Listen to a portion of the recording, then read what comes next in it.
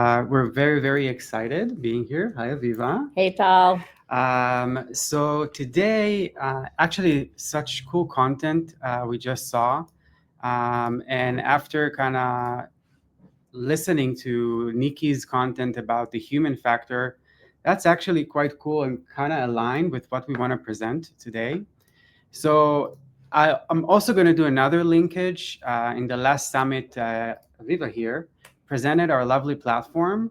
And what we thought of doing this time is taking it to the next step and talking about how and what is the best practice and how to use Vulcan. And what we want to do today is kind of walk you through on how is it best, for example, to do your vulnerability management, for like Gabriella talked today. And during this demo, we can also show you some really cool stuff that Vulcan just recently released. I'm not going to say too much because Aviva is going to show it. Yes, but I'm just going to do a little bit of a spoiler, which is obviously AI. But we are very, very excited. So I'm going to let Aviva kick us off with the first use case, and then we'll continue. Awesome. Thank you so much, Tal. I'm going to share now so that everybody can see. I want to start just by saying that everything that I'm going to talk about and Tal's going to highlight is all on our Help Center. So you can find all these things that we're going to discuss in our best practices guides. So you don't have to take notes. It's all there written for you. But we kind of just wanted to walk you through it and show you our cool platform. So this is Vulcan Cyber, our awesome engine. And as Tom mentioned, we're releasing very soon a new AI feature.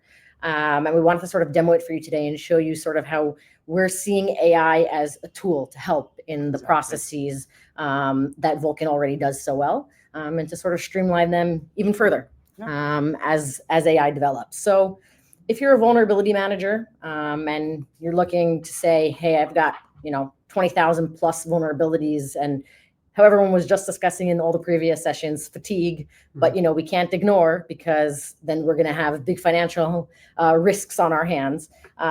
So we need to narrow this down. It needs to be a manageable number. Let's start with AI.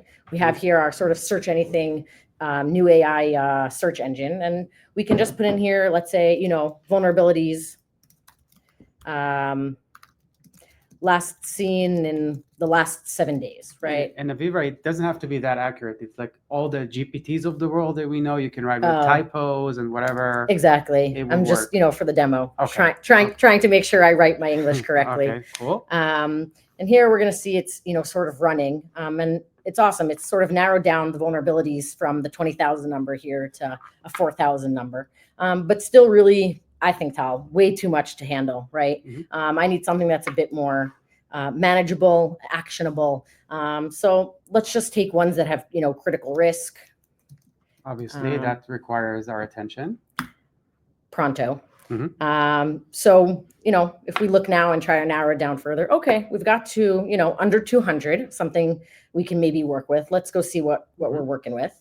And it's sort of taken us down to this number, under 200. I can see here that this has been filled in with all of our filter rules. If we wanted to get it down even further, I would, maybe start thinking about what would have the greatest impact, most coverage. Maybe if I'm looking at assigning it, I would look at different sort of asset types. Or maybe even ask the amount of assets, maybe. Right. So maybe let's do count here. Let's see if we can get the count going. So how many assets, if I were to, correct, let's say greater than 10, maybe? Yeah, 10 is a good number. Yeah. We'll see, oh, great. Amazing. So that narrowed that down from, just under 200 to 14, which, like I said, a lot more manageable. And very quickly, as you guys can see, within, a few minutes, we've narrowed down a 20,000 number to something that I can really handle realistically, and not just for me as the vulnerability manager, but also not inundating the teams that need to then go fix these things, right? We want to make sure we're giving them only what they absolutely need to see. Otherwise, they also get fatigue. So if, let's say, we wanted to focus on, I don't know, code projects, let's say. Okay. Because in our organization, that's just sort of how it's divided. Mhm. Those who are responsible will take our code projects, and we'll see. All right, not too much more narrow, but let's decide that we're gonna take action. Before I would take action, I actually would recommend saving. It. Right, like let's save this filter. So you can save this filter here and just say this is my my weekly vulnerability management. So that every week you can come in and sort of see, the last 7 days of what are your most critical. Cool. And then if I wanted to just select all and start my remediation, I would take action, and I can open Jira, ServiceNow. We're connected also with Azure, but if for argument's sake we want to do Jira, we can sort of see here that we would then take action, open a ticket, and everyone would start hopefully remediating in the end user. So that's sort of, I would say, from my opinion at least, a good best practice in terms of managing the vulnerability overload and narrowing it down. Okay, so that was a really good first step, I would say. Can you click on the search for a second? Just to highlight, besides, obviously you can see all the recent searches, but Vulcan is smart. We're trying, you see also under the suggestions and take action, kind of to understand what is the next best action should be, and we can kind of offer you some suggestions, etc. As Aviva said, how many assets are my code projects?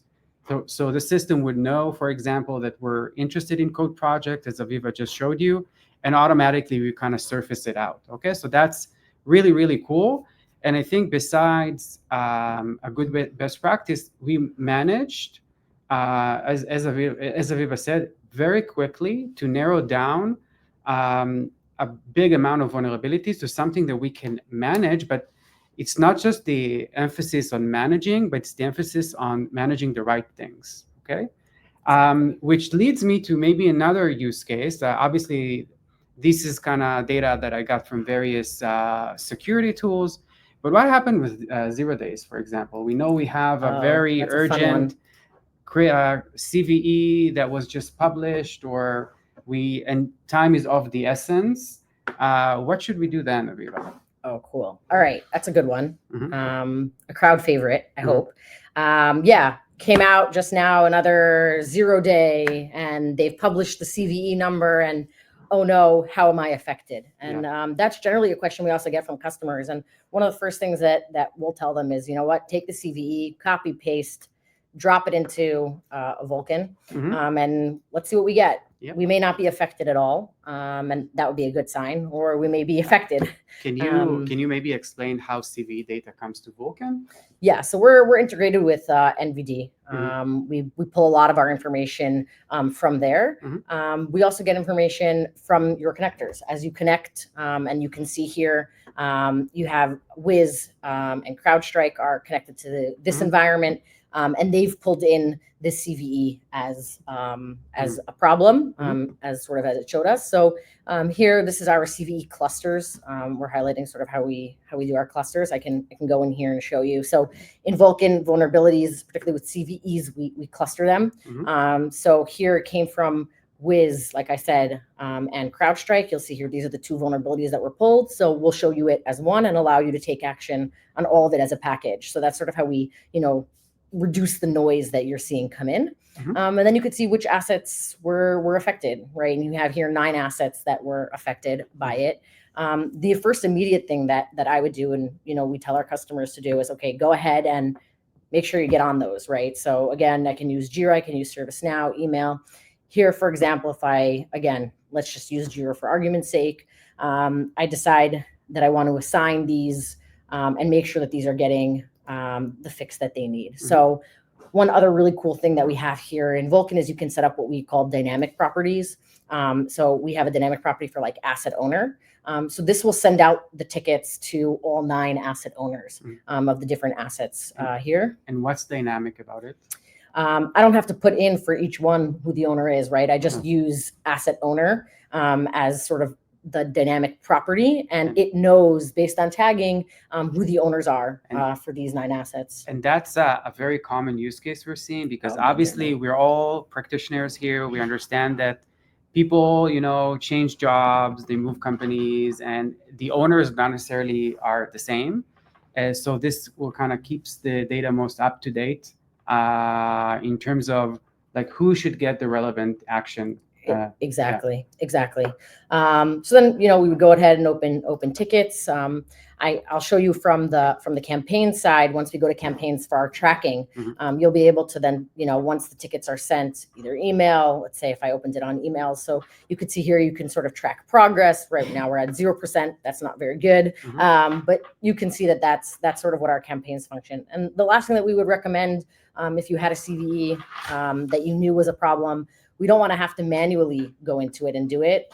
We want to make sure that we have automation set up, right? So I would set up a new automation that knows to track this CVE. I would put it in, and then I would know exactly now for moving forward that every time this CVE appears in my system, it would open a Jira or open a ServiceNow ticket. And that's sort of how we make the process totally automated and make sure you're covered for all your bases. Yes. Thank you, Aviva. Yeah, I think we can stop share. So I think what we kind of try to show you today are kind of two best practices on how you can very quickly get what you need from Vulcan, get your most critical, I would say, assignment and task that you need to do today, have an easy way to automate it. Our goal is obviously to have as much things automated and not doing kind of manual operations on top of the platform. Plus, you were able kind of to get a really good glimpse on where we're taking the Vulcan in the future. Yeah, it's exciting. We're going to do a lot of AI. But again, we're taking it very, I would say, carefully and gradually because we understand that it's a very robust technology. And you also got a glimpse on we're constantly upgrading our UI